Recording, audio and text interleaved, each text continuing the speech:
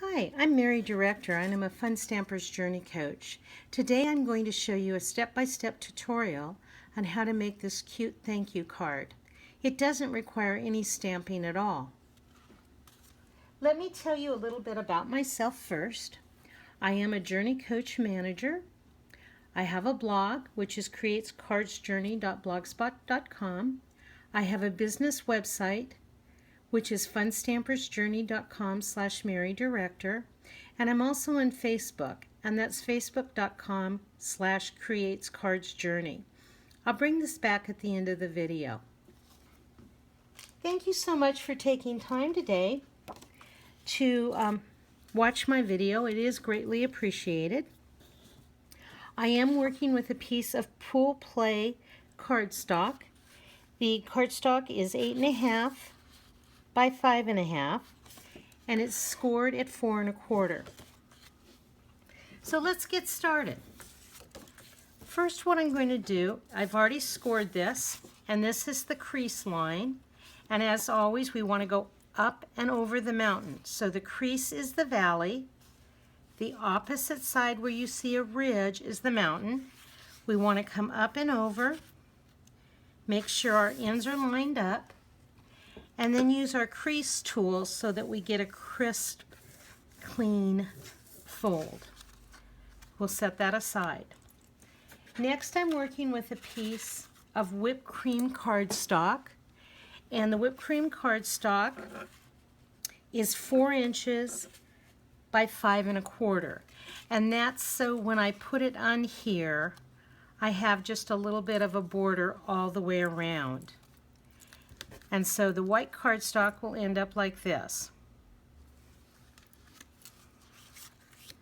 Okay, I'm using our Dauber dowels. This is a piece of foam that has Velcro on it, and it's a wooden dowel, again with Velcro on it, so that they just hook together. The colors I'm using 3 of them. Let's get all this in place. And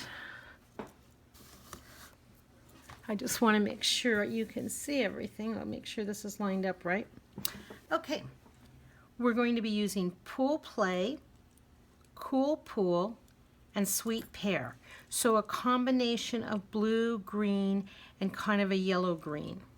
I'll start with the Pool Play first. I have the foam piece on the bottom, and I try to center it as much as possible. I'm just going to tap on the pad, and you can tap off, and then I just kind of use circular motions. If you go straight down and press, what's going to happen is you're just going to get a circle.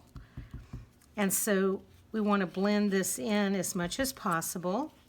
And what I tried to do as I added the colors in excuse me, was to think of the water and the different dimensions to the water, the different, coloring effects.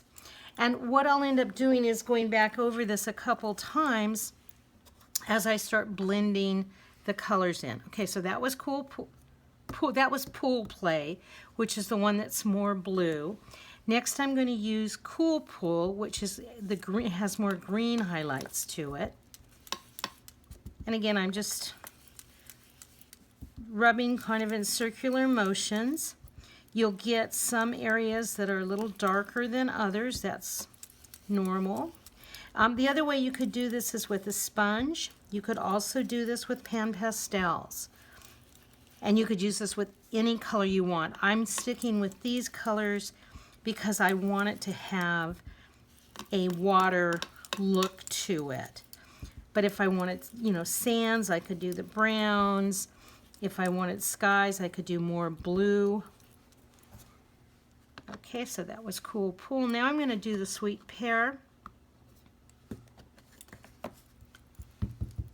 And the Sweet Pear, I'm just going to add sporadically. I don't want it as blended as much as the other colors. I just like the effect with just a little bit of yellow. Now I'm going to come back in with my Pool Play and just add a little bit more, get a little deeper color to it. This is totally personal choice.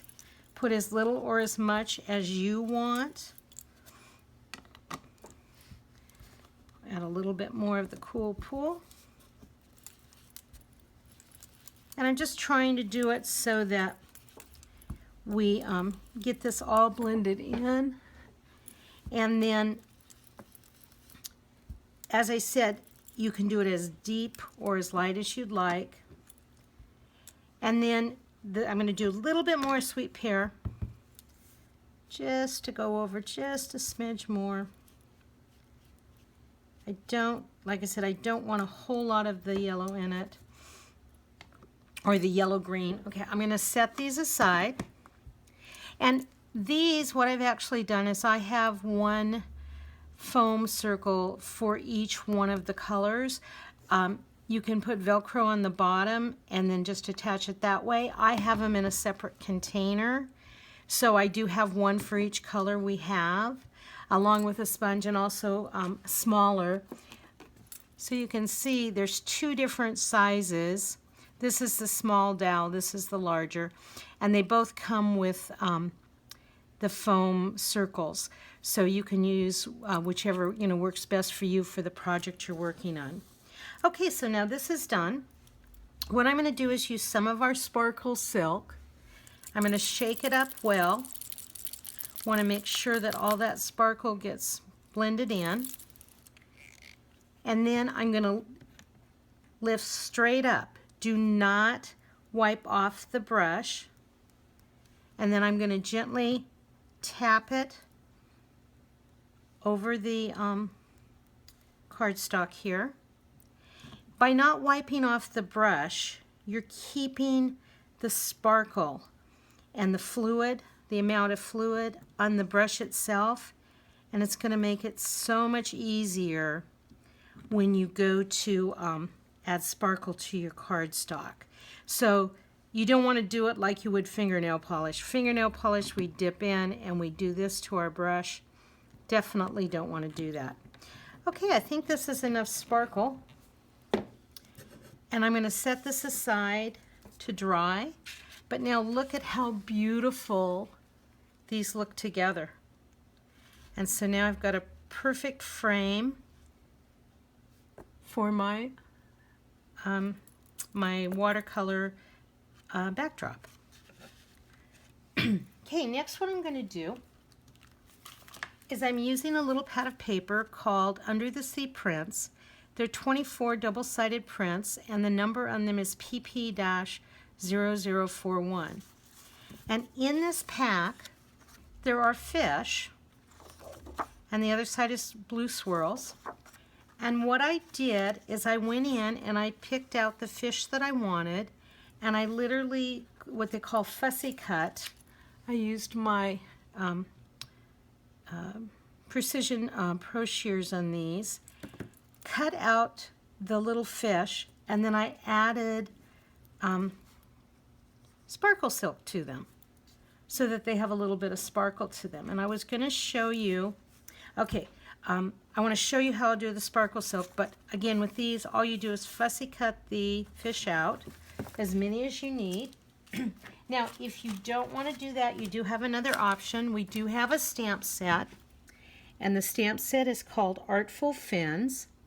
It's SS-0043, and there's a matching die set that's DI-0303, also called Artful Fins die set. So you can do it either way. You can either use the cardstock and fussy cut the fish, or you can stamp the fish out and then cut them with the dies. Totally up to you. These fish are a little bit bigger, but as you can see, they're very, very similar in design and look, and they're a great combination.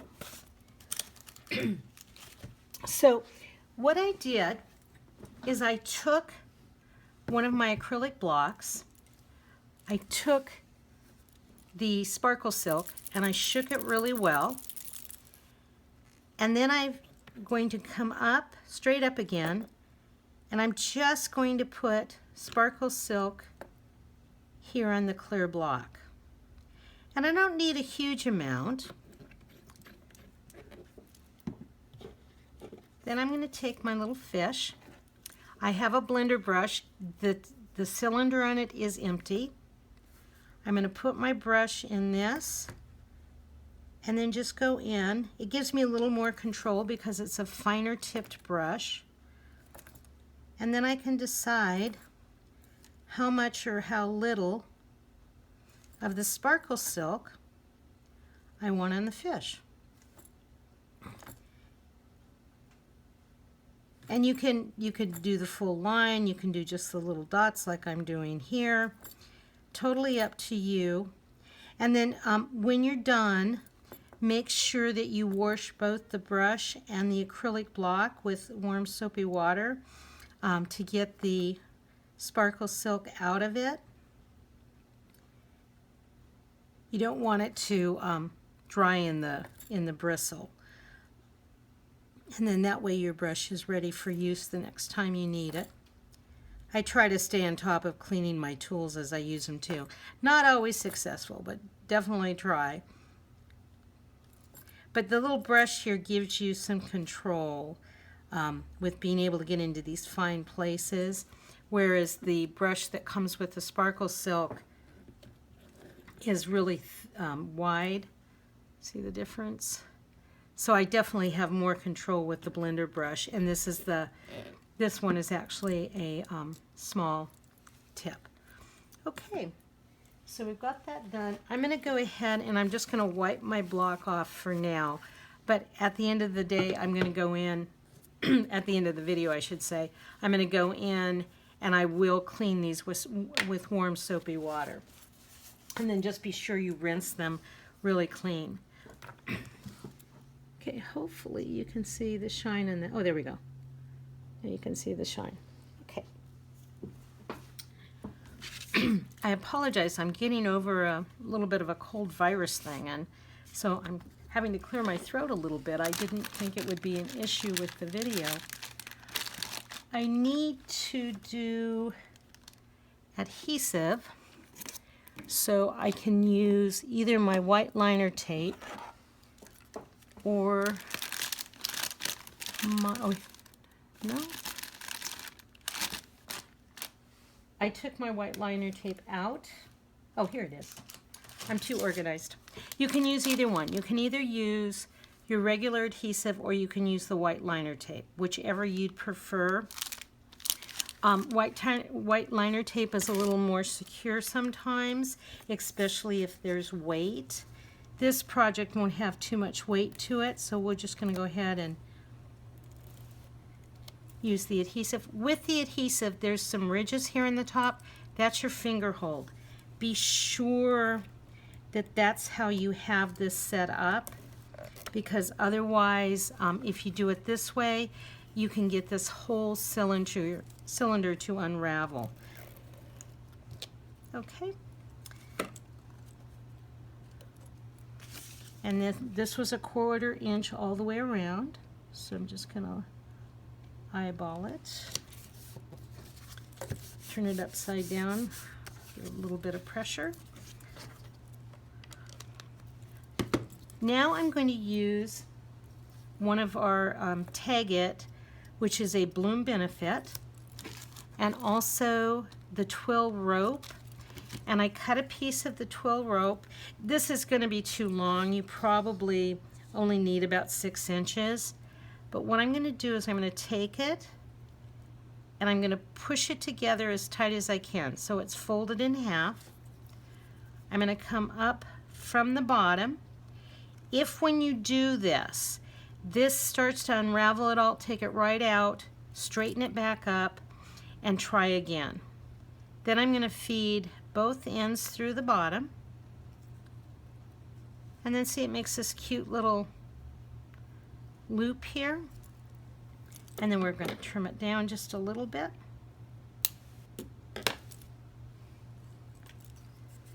I'm going to take just a Sharpie as I said, this card has no stamping. And I'm just going to go ahead and I'm going to print thanks.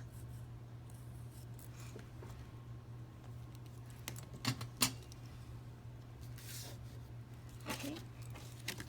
Show you the card again, side by side. I'm going to use some Journey foam squares, and on this one I'm going to put 3.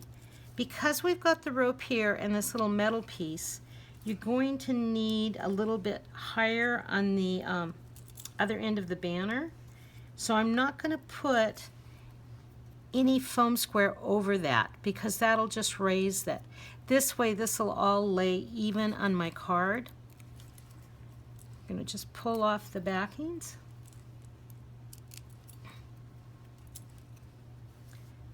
And set it on the card. Then I'm going to decide which fish I want, and I think I'm just going to use 3 of them. And they can be, you know, however you want to put them on. They don't have to be any specific, you know, way.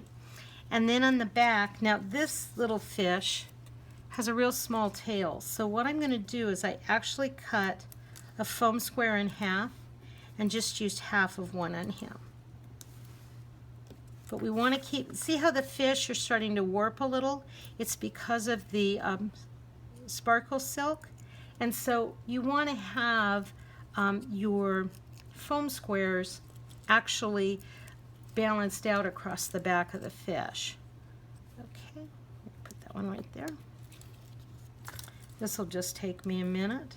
But it's a quick and pretty quick and easy card. Like I said, doesn't require any stamping unless you want to go ahead and stamp out the images. Then you're more than welcome to stamp and cut them out with your, you know, with your die. And I cut that one in half also. Okay. And I keep a little trash bin off to the side here for. And these little backings develop static electricity, so don't be surprised if they stick to your hands as you're working this. Okay, there we go. And then just one more fish to go. This one has a little wider tail at the end, so we can put a full foam square there. And then see, because of the foam squares being all the way across the back, the fish have flattened out. And that's exactly what we're, you know, want it to do. We don't want them to warp.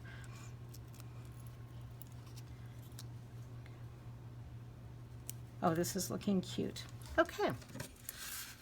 So then I have what are called candy minis, and it's AC-0135, and they're actually, this was a full sheet of them. We now have half the sheet left. And I'm going to just add air bubbles. And what I did is I used the smaller ones for the air bubbles right above the fish, and then the larger ones for air bubbles around the card. And they are self-adhesive on the back, so all you have to do is pick them up and put them on. You don't have to do any additional gluing, which is really nice. And all of these products that you're seeing today, the paper and these little candy dots, the twill rope, as well as the Tag It, all of those are in the Spring into Summer mini catalog. And that catalog does go away at the end of this month. So if you see something you like, be sure, I'm going to put this bubble up higher. Be sure that you take advantage before the end of the month. And then these ones we're just going to randomly place. I'm going to go ahead and just use all the ones that I have here. Adds a little more color to our card. Hard to decide where to put them sometimes. Okay, put that one there. And these ones, these candy dots are flatter, so there shouldn't be a real issue with mailing. Normally what I would do when I mail something like this, I would put a piece of just plain cardstock over the paper, over this, and before I put it in the envelope. Okay, so now we've got both cards done. Again, same technique for both, just they look a little different. I hope you enjoyed today's video. If you have any questions, please let me know. And just real quick, my business website is funstampersjourney.com/marydirector. And on my website, you're welcome to place an order. All orders are greatly appreciated. And if you have any questions about products or you'd like to become a Fun Stampers Journey coach yourself, please contact me. I'd love to discuss the information with you. Thanks again.